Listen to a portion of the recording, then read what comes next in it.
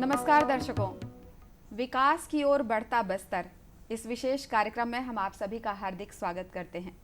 साथियों, जब हम छत्तीसगढ़ और खास करके बस्तर की बात करते हैं तो बस्तर की नैसर्गिक सुंदरता सबसे पहले हमारे जहन में आती है। वहाँ की नदी, वहाँ के पहाड़, वहाँ के पठार, वहाँ के जंगल और बहुत सी ऐसी चीज़ें हैं। वहाँ की संस्कृति, रहन सहन, जनजाति समुदाय, जैव विविधता, बहुत से ऐसे आकर्षण हैं जो हमें आकर्षित करते हैं। लेकिन इन सब के साथ लोगों के मन में कहीं ना कहीं कुछ ऐसी बातें भी हैं, कुछ ऐसी शंकाएं भी हैं जिनकी वजह से बहुत से सवाल उनके मन में हैं। आज हम छत्तीसगढ़ के बस्तर के एक छोटे से ज़िले नारायणपुर के बारे में आप सभी से बात करेंगे और जानकारी हासिल करेंगे। बस्तर का स्वरूप बदलने के लिए बस्तर की जो वर्तमान स्थिति है, विकास की दौड़ में बस्तर जिस तेजी से शामिल हुआ है, उसमें प्रशासन के साथ पुलिस प्रशासन का भी बहुत ही महत्वपूर्ण योगदान है।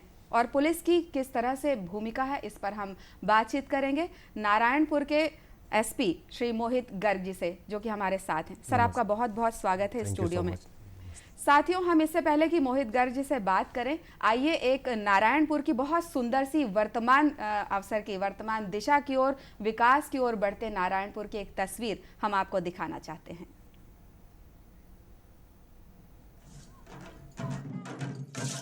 छत्तीसगढ़ प्रांत का एक जिला बस्तर खूबसूरत जंगलों और आदिवासी संस्कृति में रंगा बस्तर, जो पहचाना जाता है सांस्कृतिक ढांचे के रूप में।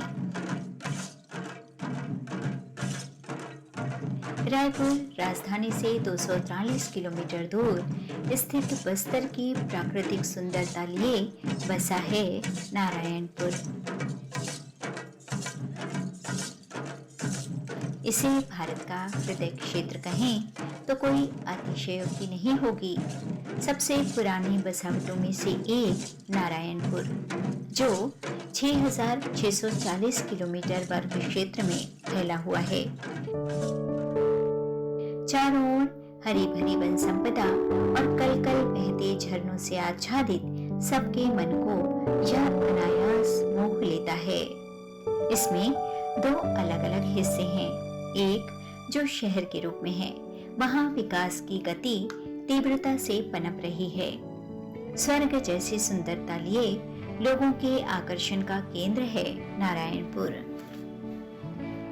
जिले की लगभग 70% आबादी माड़िया, मुड़िया, गोंड और हल्बा जनजाति के लोगों की है, जो यहाँ की प्रमुख जनजातियों के रूप में जानी जाती है।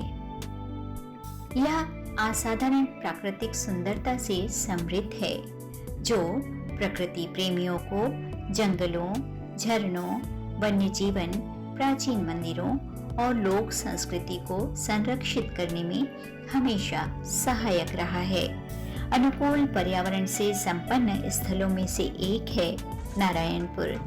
प्राचीन धरोहरों में जहां एक प्रभावशाली कला के दर्शन होते हैं एवं लोगों के जीवन स्तर का ढंग बदल रहा है।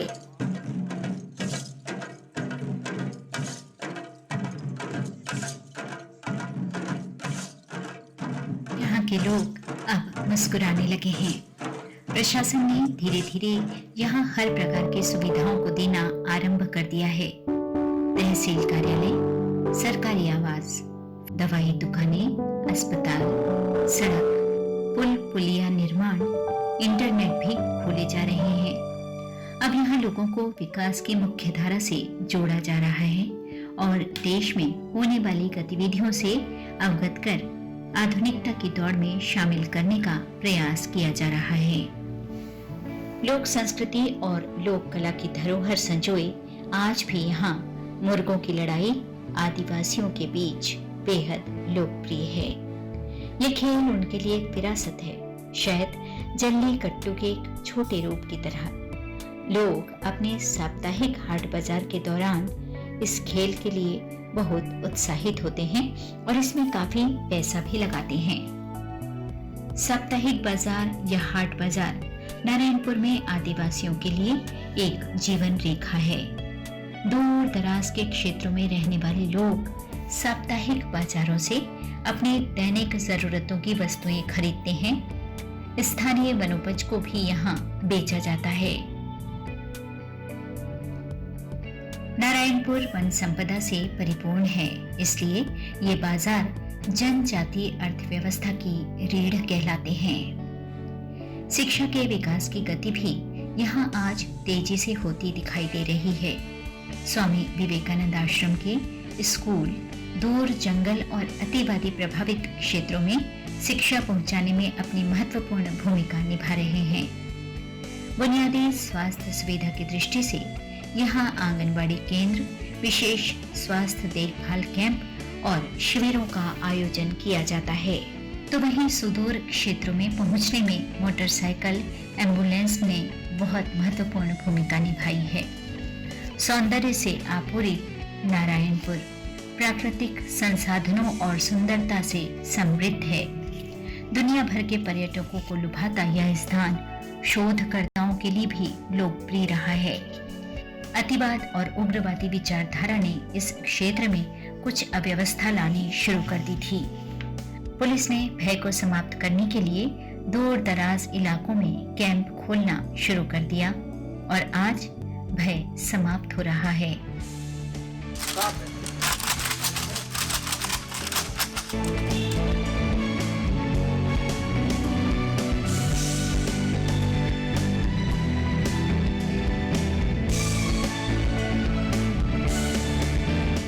अब यहाँ के लोग प्रशासन को सहयोग करते हैं। जो परिवार एक वक्त पर बिखर गए थे, वे आज वापस अपने घर की ओर लौटने लगे हैं और पुलिस प्रशासन की छवि सकारात्मक बन गई है।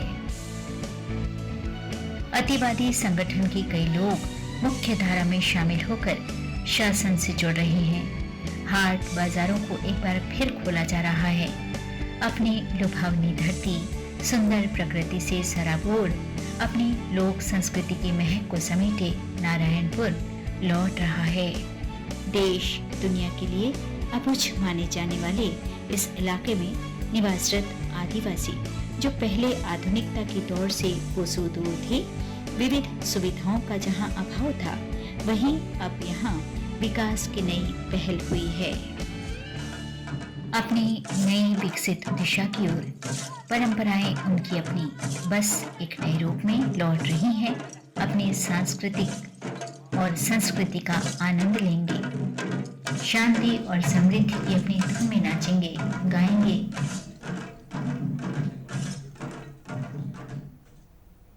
तो साथियों, वर्तमान नारायणपुर की ये बदली हुई तस्वीर आप सभी ने देखी।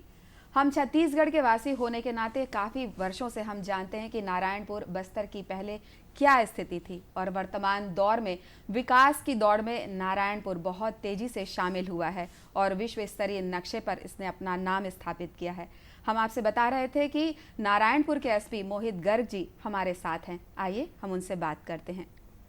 सर, ये जो तस्वीर हमने देखी बहुत ही खूबसूरत और एक आशावादी तस्वीर है जो नारायणपुर के लिए हम सब के दिलों में एक संभावना पैदा करती है। जनजाति समुदाय को मुख्य धारा से जोड़ने के लिए, वहाँ के बच्चों को शिक्षा, स्वास्थ्य, सड़क सुरक्षा देने के लिए क्या कुछ जिला प्रशासन के साथ पुलिस प्रशासन को करना पड़ा, इसके बारे में बताइए। जी बिल्कुल। देखिए, बस्तर में, अबूजमाड़ में, नारायणपुर में सबसे बड़ी जो समस्या रही है पिछले कई दशकों से वो है कि जो ग्रामीण अंचल के और जो आदिवासी हैं उन तक शासन की पहुंच नहीं हो पाई है। सब एक बड़ा कारण है कि जो डर का माहौल वहाँ पर है, उसकी वजह से जो बाकी विभाग हैं जैसे शिक्षा, स्वास्थ्य, रोड निर्माण, भवन निर्माण, ये सब पेयजल, ये सब पहुँच नहीं पाते हैं। और जिसका एक सही कारण भी है क्योंकि बहुत सारी घटनाएं इससे पूर्व में हो चुकी हैं जिससे एक वातावरण डर का है। ये जो डर है ये कहीं ना कहीं जाके अविश्वास में भी तब्दील होने लगा था, जिससे ग्रामीणों को लगने लगा था कि अब शासन उनके लिए कुछ मदद नहीं कर सकता है और उन्हें जो पूरी निर्भरता है और उनका जो पूरा जीवन है वो इस डर में ही शायद निकल जाएगा। तो यहाँ पर आता है पुलिस और प्रशासन का जो मेल जोल है और जो अभी काम चल रहा है। जो सबसे बड़ी जो शासन का और प्रशासन का जो अभी टारगेट है और जो नीति है वो यही है कि हम लोग सुरक्षा प्रदान करें। अब सुरक्षा प्रदान करने के भी कई मायने हैं। सबसे पहला मायना तो ये है कि हम लोगों को इन अंचलों में जाना है और इन लोगों में अपना एक विश्वास कायम करना है कि हम लोग शासन के बाशिंदे हैं, हम लोग शासन के रिप्रेजेंटेटिव्स हैं और हम लोग वैसे नहीं हैं जैसा आप लोगों को लगता है। हम लोग आपके लिए हैं, आपकी मदद करने के लिए, आपके विकास के लिए हैं। जो धीरे धीरे एक कनेक्ट जो डेवलप होता है उसके बाद फिर बाकी एजेंसीज जो हैं, जो बाकी विभाग है, जैसे सड़क हो गया, सबसे पहले सड़क और पुल पुलिया, ताकि इन लोगों तक हम लोग पहुंच सके और ये हम तक पहुंच सके। उसके अलावा साथ ही साथ बिजली, पानी, फिर स्कूल, कम से कम जो प्राथमिक स्कूल हैं वो खुलने लगते हैं, शिक्षक जा सकते हैं मुख्यालय से, ऐसे ही अस्पताल खुलने लगते हैं, 108 महतारी, ये सब सुविधाएं जो हैं शासन पहुंचा पाता है। क्योंकि एक चीज़ अगर जैसा हम लोगों ने जो देखा है पिछले कई वर्षों में, इन इलाकों में जो रहने वाली खासकर महिलाएं हैं, गर्भवती महिलाएं हैं, अनीमिया की काफ़ी बड़ी प्रॉब्लम है, टाइफॉइड है, मलेरिया है, तो बहुत सारी चीज़ें जो बेसिक मेडिकेशन अगर शुरू से वैक्सीनेशन हो बच्चों का, उससे सुधर सकती हैं। तो ये एक टारगेट रहता है, ये हम लोगों की कोशिश रहती है कि हम प्रशासन के साथ मिलके वो विश्वास और सुरक्षा जगाएं ताकि लोग जा सके। और अभी वही हो रहा है, जैसे कि हमने इस वीडियो में देखा। और हम अभी अंदर अंदर हमारी पहुंच बहुत बढ़ रही है, आंकड़े बहुत ही मतलब पॉजिटिव हैं, जो चेंज के आंकड़े हैं, लोगों में विश्वास बढ़ा है, लोग चाहते हैं अब जुड़ना प्रशासन के साथ। अंदर के जो गांव के जो बच्चे हैं, युवा हैं, वो अब पढ़ लिख कर नौकरी करने के लिए शहरों में आ रहे हैं, नारायणपुर आ रहे हैं, रायपुर आ रहे हैं, दिल्ली जा रहे हैं। आप लोगों ने शायद बीच में सुना होगा, अबू जमाड़ में ही मलखम के छोटे छोटे 9 साल, 10 साल, 12 साल के बच्चे, 120 बच्चे आज के समय में ट्रेनिंग ले रहे हैं और वो जापान और अलग अलग विभिन्न देशों में भी जा चुके हैं, नेशनल गेम्स में अपना परचम फहरा चुके हैं। तो कहीं ना कहीं गर्व भी होता है देख करके, इतनी छोटी जगह जो कुछ समय से इतनी पिछड़ी हुई थी, आज वहाँ से डर को हटाकर हम लोग विकास और डेवलपमेंट और पॉजिटिविटी का जो माहौल है वो क्रिएट करने की कोशिश कर रहे हैं और काफ़ी हद तक कामयाब भी हो रहे हैं। पुलिस और स्थानीय जनजाति समुदाय या जो भी समुदाय वहाँ पर है, उनके बीच सामंजस्य स्थापित करना और एक विश्वास पैदा करना, इन सब में कितनी मेहनत करनी पड़ी? जी, मेहनत तो वास्तव में बहुत लगती है। और देखिए, जैसे मैं स्वयं बस्तर से या छत्तीसगढ़ से नहीं हूँ, मैं मूल निवासी दिल्ली का हूँ। तो जब मैं बस्तर में आया तो बहुत सारी बस्तर के बारे में इतनी अच्छी अच्छी चीज़ें थी जो हमें पता ही नहीं थी। हम जब बाहर से आते हैं या जो बाहर रहते हैं, हम लोगों को बस्तर के बारे में एक, या छत्तीसगढ़ के बारे में एक सिंगल कि यहाँ हिंसा है, यहाँ पर जाना ठीक नहीं है, यहाँ पर, लेकिन इतनी खूबसूरत जगह बस्तर है। यहाँ के लोग, आपको शायद इनसे अच्छे लोग कहीं नहीं मिलेंगे, इतने शालीन, इतने सरल स्वभाव के लोग हैं। और इतनी खूबसूरती, चाहे वो जंगल हो, चाहे वो पहाड़ी हो, चाहे वो नदी नाले हो, तो इन सब के बारे में हम लोगों को पता ही नहीं था। फिर इनकी संस्कृति, इनका खाना, मुर्गा लड़ाई जो हमने अभी वीडियो में देखा, ये सब चीज़ों के बारे में भी नहीं पता था। तो जब मैं आया तो हम लोगों ये कोशिश मैंने की कि बाहर की दुनिया को भी पता लगे कि बस्तर सिर्फ नक्सलवाद या हिंसा नहीं है, बस्तर के और बहुत सारे पहलू हैं। तो अलग अलग तरीक़ों से हम लोगों ने कोशिश की। सबसे पहले तो जो मुझे लगता है, और काफ़ी जो शासन की भी नीति रही है, युवाओं को और बच्चों को हम लोग विशेष रूप से प्रोत्साहित करते हैं कि वो आगे बढ़ें, चाहे वो पढ़ाई हो, चाहे खेलकूद हो, चाहे कल्चरल एक्टिविटीज़ हो। तो इन सब अलग अलग माध्यम से हम लोग उनसे जुड़ने की कोशिश करते हैं। शुरू में काफ़ी समय लगता है, उनके मन में जो डर हैं, जो शंकाएं हैं, वो शंका धीरे धीरे ख़त्म होती है, कई साल उसमें लग जाते हैं। तो अभी जैसे हम लोगों ने अबू जमाड़ पीस मैराथन 2 साल से हम लोग करा रहे हैं, खेलो इंडिया के तहत काफ़ी बड़े प्रोग्राम हम लोगों ने कराए। तो इनसे, उसके अलावा साथ ही कल्चरल एक्टिविटीज़ साथ साथ हम लोग कराते रहते हैं। तो इसके 2 पहलू थे। एक तो देश विदेश से लोग आए जो इस मैराथन में और इन खेल प्रतियोगिताओं में भाग लिए, और उन्होंने देखा कि बस्तर अंचल कितना खूबसूरत है, अबू जमाड़ कितना खूबसूरत है। दूसरा, जो अबू जमाड़ के ही जो बच्चे हैं, जो युवा हैं, वो बहुत प्रतिभाशाली हैं, उनके टैलेंट को एक प्लेटफॉर्म देने की बहुत ज़रूरत है, और वो हम देने की लगातार कोशिश कर रहे हैं। फिर महिलाएं, हम महिलाओं से संबंधित महिला परामर्श केंद्र हो गए, महिला स्पेशल सेल हो गए, डेस्क हो गए, बच्चों के लिए अलग ही वातावरण बनाने के लिए हम लोग झूले और खेलने की व्यवस्था करने के लिए बाल केंद्र वगैरह संचालित कर रहे हैं, तो ताकि ये लोग हमसे जुड़ सके, उन्हें ये ना लगे कि हम दमनकारी हैं या हम लोग उनके ऊपर प्रेशर डालने के लिए आए हैं। तो अभी वो विश्वास बढ़ने लगा है।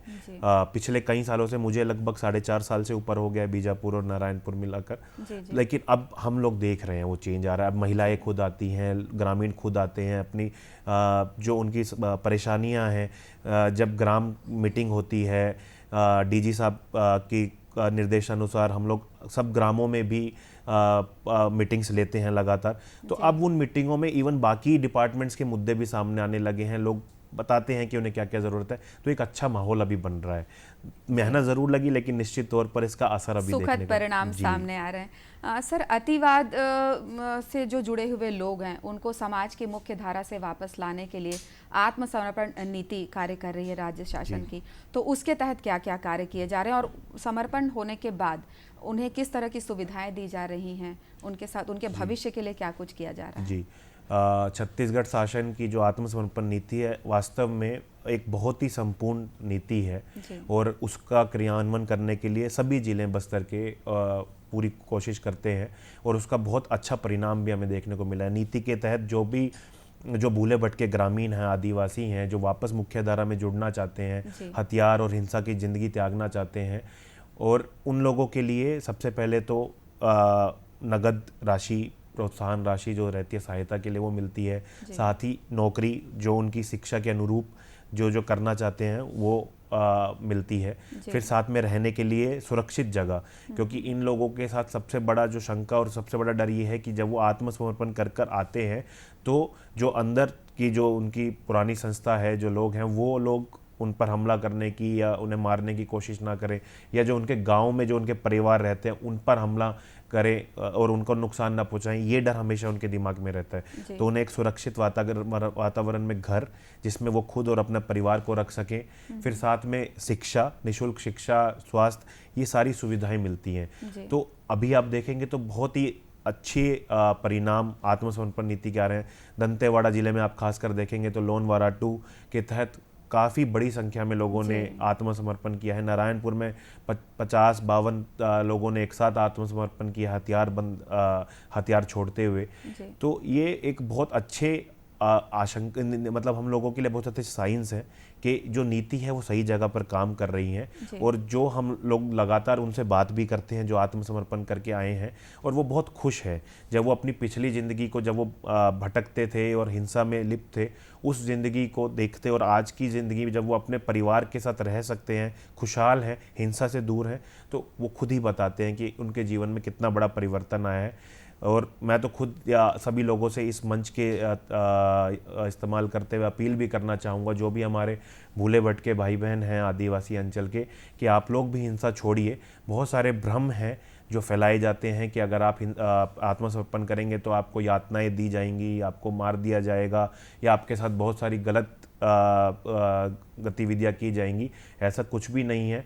आज के समय में हमारे पास 1000 से ज़्यादा आत्मसमर्पित लोग हैं और सभी बहुत खुशहाल जीवन जी रहे हैं। सभी आज के समय में खुश हैं, और सिर्फ उनके लिए नहीं, उनके परिवार के लिए, उनके बच्चों के लिए एक सुखद माहौल में वो अपने जीवन व्यतीत कर पा रहे हैं। तो मेरी आप सब लोगों से यही अपील रहेगी कि आप कृपया हिंसा का रास्ता छोड़ मुख्यधारा में जुड़िए, और आपको जो भी ज़रूरत हो या आपकी जो भी उस शंका हो वो हम लोग दूर करेंगे और आपकी पूरी मदद करेंगे। सर, नारायणपुर जो एरिया है वो अपने हस्तशिल्प के लिए भी विश्व प्रसिद्ध है। तो ये जो लोग आत्मसमर्पण करते हैं इसमें से बहुत से लोग शिल्प कलाकार होते हैं, कई जो होते हैं वो नृत्य से जुड़े होते हैं, संगीत से, लोक संगीत से जुड़े होते हैं। तो इनके लिए क्या कुछ, जैसे शिल्पकार हैं, उनके लिए कोई लघु उद्योग जैसा भी कुछ ऐसा किया जा रहा है, नौकरी के साथ साथ अलग से कुछ इस तरह से व्यवस्था हो जाए? जी, बिल्कुल सही कहा आपने। वास्तव में जो शिल्प कला है वो मतलब अप्रतिम है नारायणपुर की और अबू जमाड़ की, और बल्कि पूरे बस्तर के अलग अलग क्षेत्रों की। शासन की नीति के तहत इनको ITI में प्रशिक्षण भी दिया जाता है जो आत्मसमर्पित नक्सली, और वो उन लोगों को उनकी जो रुचि है और जो उनकी कला है उसके हिसाब से।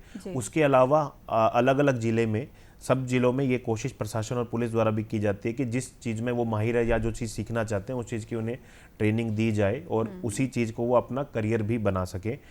तो ये इन चीज़ों पे लगातार काम चल रहा है, और काफ़ी लोग हैं जो, खासकर अगर आप नारायणपुर में देखेंगे तो जो टेराकोटा का जो कला है या बेल मेटल की जो कला है वो करने वाले, जो लकड़ी का काम करने वाले हैं, उन काफ़ी लोग हैं जो कर रहे हैं, और काफ़ी अच्छा उनका आज के समय में जीवन यापन चल रहा है। सर, किसी भी राज्य को आगे बढ़ने में उनके 2 सहायक आधार स्तंभ होते हैं, शिक्षा और स्वास्थ्य। तो गांव देहात में ऐसा होता है कि लोग अपने बच्चों को भेजना नहीं चाहते हैं, खेती किसानी का काम कराते हैं, या शिल्पकार हैं तो वो शिल्प के क्षेत्र में आगे जाएं, इस तरह की उनकी मानसिक धारणा होती है। तो बच्चों को शिक्षा के क्षेत्र में आगे लाने के लिए किस तरह से प्रयास किए जा रहे हैं, किस तरह से कितनी स्कूलें खोली गई हैं और वो सुविधाजनक रूप से स्कूलों में आ सकें, उसके लिए टीचर्स की नियुक्ति किस तरह से कितने उसमें रेशियो में की जा रही है, इसके बारे में कुछ जानना चाहेंगे? जी बिल्कुल, आपने बिल्कुल सही कहा। शिक्षा सबसे ज़रूरी और शिक्षा और स्वास्थ्य सबसे ज़रूरी है किसी भी क्षेत्र को विकासशील बनाने के लिए। तो शासन का बिल्कुल स्पष्ट इसमें वो है नीति है कि जितने भी नक्सल आदिवासी अंचल के जो लोग हैं, अपने ग्रामीण अंचल के जो लोग बच्चे हैं, उन सब के लिए जो आ सकते हैं मुख्यालय तक या ब्लॉक हेडक्वार्टर्स तक, वहाँ पे स्कूल खोले गए हैं। उसके अलावा अंदरूनी क्षेत्रों में भी छोटे छोटे प्राथमिक जो स्कूल है वो चलाए जाते हैं, जहाँ पर शिक्षकों का जाना आज के समय में मुश्किल है। वहाँ के बच्चों को बुलाकर उन्हें संपूर्ण रेजिडेंशियल सुविधा के साथ, पोटा कैबिन का एक कंसेप्ट है जो बस्तर के लिए स्पेशली सरकार द्वारा चलाया जा रहा है। ये मतलब सर्व सुविधा संपन्न स्कूल होते हैं, ये रेजिडेंशियल यूनिट्स होती हैं जहाँ पर बच्चे आते हैं, वहीं रहते हैं, वहीं उनका सब कुछ खाना, यूनिफॉर्म सब शासन के द्वारा दिया जाता है। और वहाँ पर जो टीचर्स हैं, जो क्वालिफाइड टीचर्स हैं, वो भी आके पढ़ा पाते हैं, वो भी वहीं रहते हैं। तो एक बहुत ही अच्छा इकोसिस्टम है। और इसके अलावा जो बाकी संस्थाएं हैं, जैसे नारायणपुर खासकर में रामकृष्ण आश्रम, मिशन आश्रम का स्कूल भी संचालित है, जो शासन से जिनको फंडिंग मिलती है।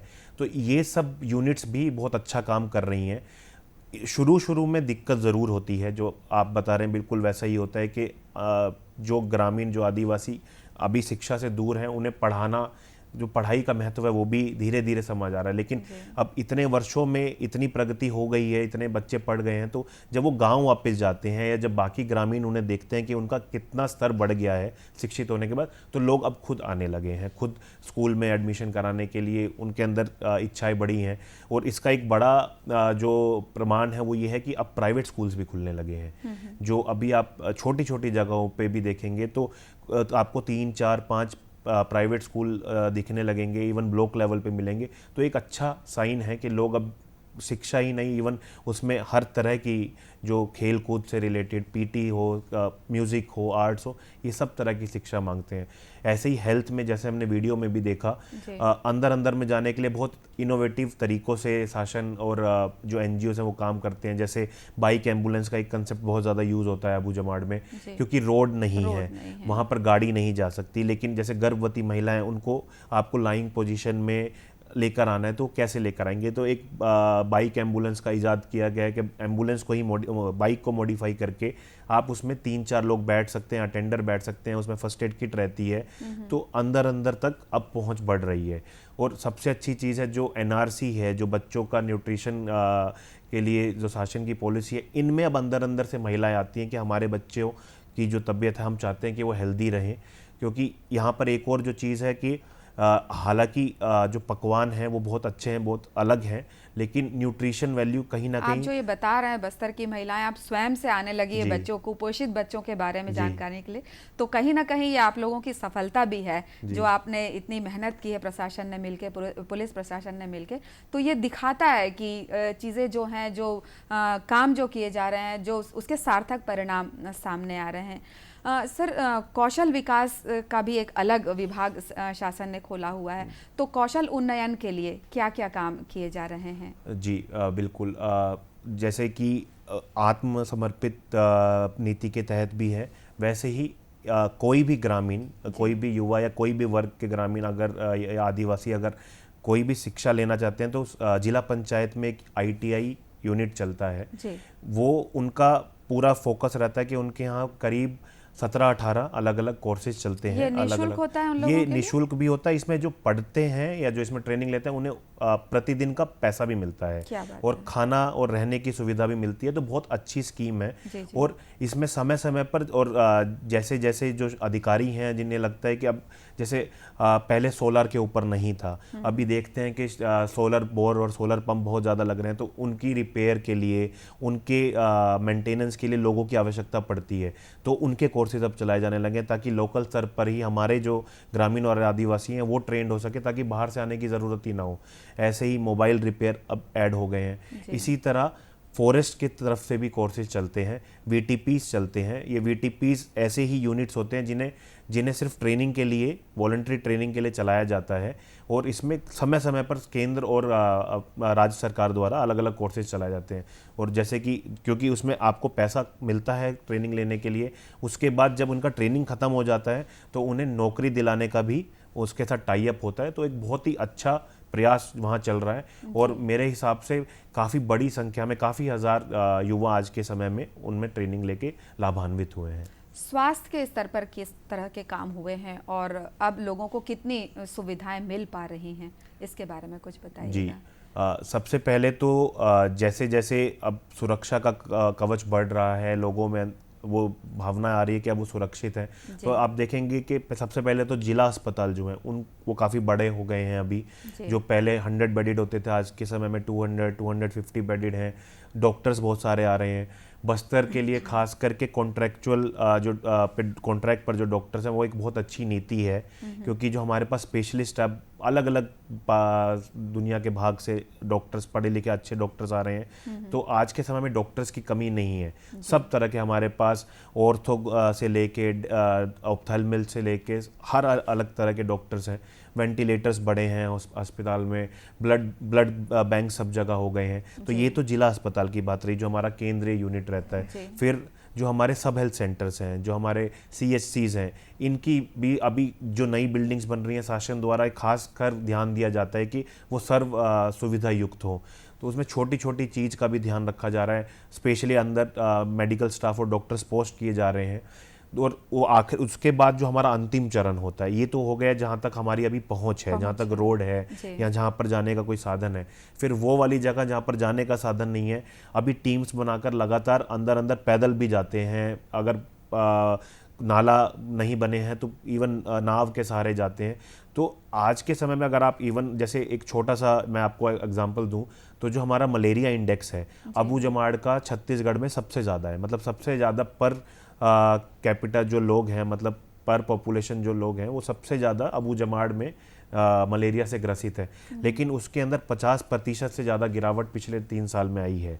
तो ये बहुत बड़ा एक साइन है कि जो हमारा हेल्थ स्टाफ है वो अंदर अंदर के क्षेत्रों में, और काफ़ी मेहनत लगती है, 40-40, 50-50 किलोमीटर 2-2, 3-3 दिन रुककर ये लोग जाते हैं। और गर्भवती महिलाओं को उनका इलाज करना, छोटे बच्चों का इलाज करना, पौष्टिक आहार के बारे में जानकारी देना, ये सब चीज़ों पर काम चल रहा है। एम्बुलेंसेस बड़ी हैं, 108 की सर्विसेज बड़ी हैं। डिजिटल प्लेटफॉर्म पे भी कुछ ट्रेनिंग दी जा रही है। जी, डिजिटल प्लेटफॉर्म की कुछ लिमिटेशंस हैं बस्तर में। जहाँ जहाँ पर आज के समय में इंटरनेट आ गया है, देखिए ब्लॉक हेडक्वार्टर्स तक आज के समय में टेलीमेडिसिन चालू हो गई है। तो अभी doctors on video call available है। लेकिन अभी थोड़ा जब तक नेटवर्क और नहीं आता, और जब तक हमारे अंदरूनी क्षेत्रों में जो अभी नेटवर्क डार्क जोन्स हैं, अगर जब तक वहाँ नहीं आता तब तक इसको थोड़ा समय लगेगा। लेकिन सबसे अच्छी बात है कि जो फिजिकल प्रेजेंस है डॉक्टर्स की और जो ट्रेनिंग है आंगनवाड़ी कार्यकर्ताओं की, वो बहुत बेहतर हुई है। मतलब उसका वो कहीं गुना बहुत अच्छा हो गया है। और आने वाले समय में जल्द ही जैसे जैसे मोबाइल टावर बढ़ेंगे, वैसे ही टेलीमेडिसिन का भी बिल्कुल सर, बढ़ेगा। आपकी बातें सुनी, आपने योजनाओं के बारे में जो जानकारी दी और जो वीडियो हमने देखा, वास्तव में मतलब कहीं कोई दो राय नहीं है कि बस्तर विकास की दिशा में बढ़ चुका है और काफ़ी आगे जा चुका है। और अब मुझे लगता है कि इस पर कोई रोक नहीं लगाई जा सकती। कोई भी, चाहे क्षेत्र कोई भी क्षेत्र हो, कोई भी इस पर लगाम नहीं कर सकेगा, क्योंकि पूरे चाक चौबंद व्यवस्था के साथ आप लोग लगे हुए हैं, चाहे वो जिला प्रशासन हो, चाहे वो पुलिस प्रशासन हो। तो सर, हमारे युवाओं के लिए, बच्चों के लिए कोई अपील आप यदि करना चाहें बस्तर एरिया के लिए, छत्तीसगढ़ एरिया के लिए? जी बिल्कुल, मैं बिल्कुल चाहूँगा। हम लोग बहुत अलग अलग प्रयास लगातार करते जा रहे हैं। जिला प्रशासन, जिला पुलिस और शासन का पूरा उसमें सपोर्ट हमेशा रहता है। आप लोगों की जो भी रिक्वायरमेंट हो, हम लोग चाहते हैं कि आप लोगों को जो भी प्लेटफॉर्म चाहिए, चाहे वो शिक्षा से रिलेटेड हो, चाहे वो खेल कूद से हो, चाहे वो कल्चरल प्रोग्राम से हो, ट्रेडिशनल आपके जो डांसेस हैं, ट्रेडिशनल आपके स्किल्स हैं, जो हमारे आर्टिसन कला हैं, हम हर चीज़ को बढ़ावा देना चाहते हैं। आप लोगों के अंदर असीमित संभावनाएं हैं, असीमित टैलेंट हैं, और ये चीज़ का तो मैं प्रत्यक्षदर्शी हूँ पिछले कई सालों से।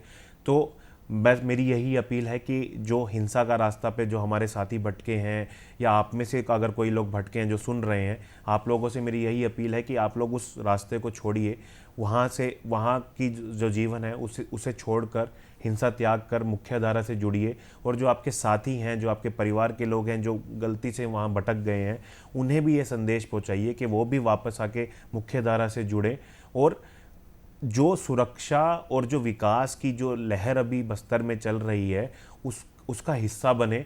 और आप लोग का योगदान भी बहुत ज़रूरी है भविष्य में आगे वाली पीढ़ियों के लिए इस विकास की लहर और इस शांति की लहर को बरकरार रखने के लिए। तो मेरे आप लोग यही एक रिक्वेस्ट है और यही अपील है कि कृपया आप मुख्य धारा में जुड़ें और शासन की नीतियों का पूरा फ़ायदा उठाएं।